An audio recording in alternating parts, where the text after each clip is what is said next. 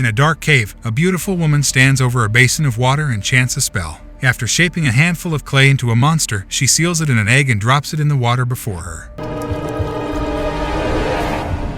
The egg surfaces miles away in the underground water supply of Camelot, and the monster within cracks through the shell. An undetermined amount of time later, Gaius and Merlin look over a corpse that has been left in the lower streets of Camelot. Merlin expresses his distaste, but Gaius insists that it's his duty to help. I'm the court physician, Merlin. This is part of my job.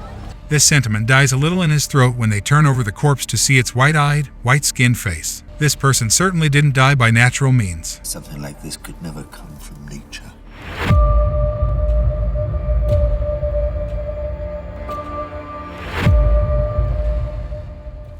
Dad, need your sandwich?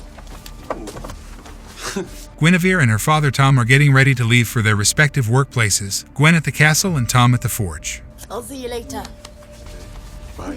Gwen has a bouquet of flowers with her, and on running into Gaius and Merlin, she offers the latter a flower, which he accepts and sticks in his neck scarf. Deflecting her questions about the body that they're carting into the physician's quarters, Merlin sends her on her way. See you. Bye. The flowers are for Morgana, and Gwen hands them over with a smile, telling Morgana that they're to cheer her up. She knows that she's not sleeping particularly well. I know you're not sleeping well. Gaius and Merlin are inspecting the body closer when Arthur appears to find Merlin. After chastising him for his lateness, Arthur notices the flower in Merlin's neck scarf and raises an eyebrow to hear that Gwen gave it to him. But what he's really after is Gaius. King Arthur has requested his presence in the council chamber. Tell Gaius my father wants to see him now.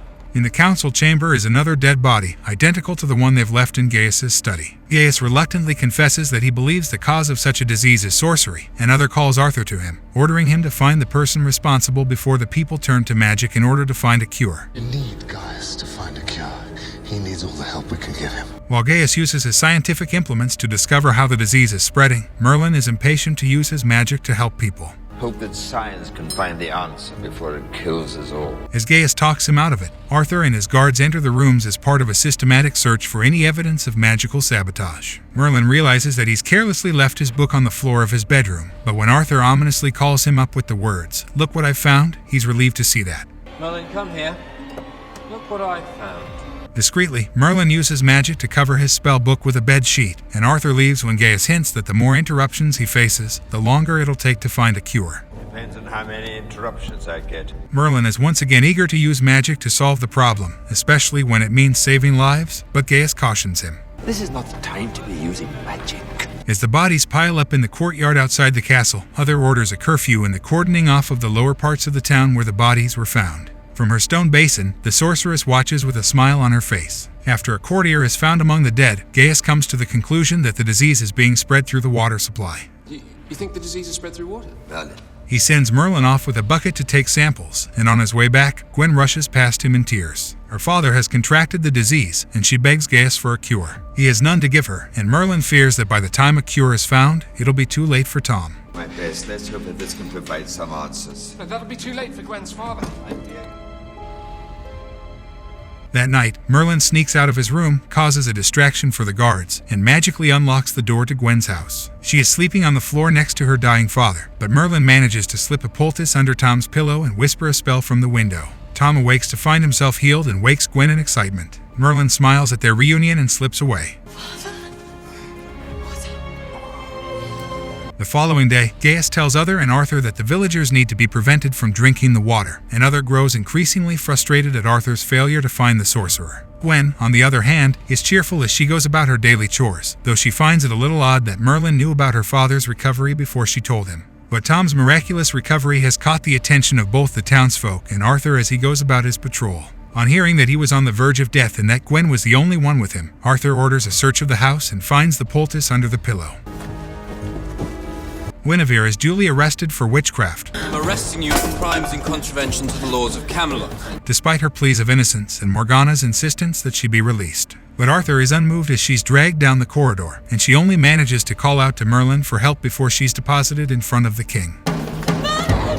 She begs to be freed, but Arthur is convinced that she's the one responsible for the disease and orders her to be burned at the stake in the hopes that it will stop the sickness. Morgana speaks in her defense, and now even Arthur is having doubts about what's just occurred. She's right, Father.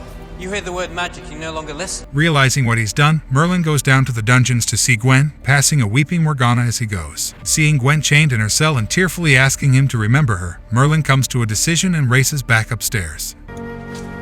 He bursts into the council chamber and makes a declaration to those gathered there that he was the one who used magic to cure Gwen's father. It was me who used magic to cure Gwen's father. Gaius is too gobsmacked to speak properly, but recalling the flower, Arthur skillfully diffuses the situation. With that plan having failed spectacularly, Gaius once again tells Merlin that their best course of action is to use science to find the source of the disease. By finding out what's causing the disease. Together, they venture down into the city's underground water supply, and when Merlin puts his hand in the water to take a sample, he disturbs the clay monster that dwells there. What the hell was that? Gaius quickly has it identified as an Afank, but still doesn't know how to get rid of it. Now we have to find a way to defeat it. Merlin heads down to the dungeons to seek help from the dragon, passing a pyre being built in the square as he goes. Once there, the dragon offers some advice. Trust the elements that are at your command. With Gwen's execution brought forward to that night, Merlin and Gaius realize the meaning of the dragon's words. Since the Afank is made from water and earth, then it must be wind and fire that will destroy it. Wind and fire.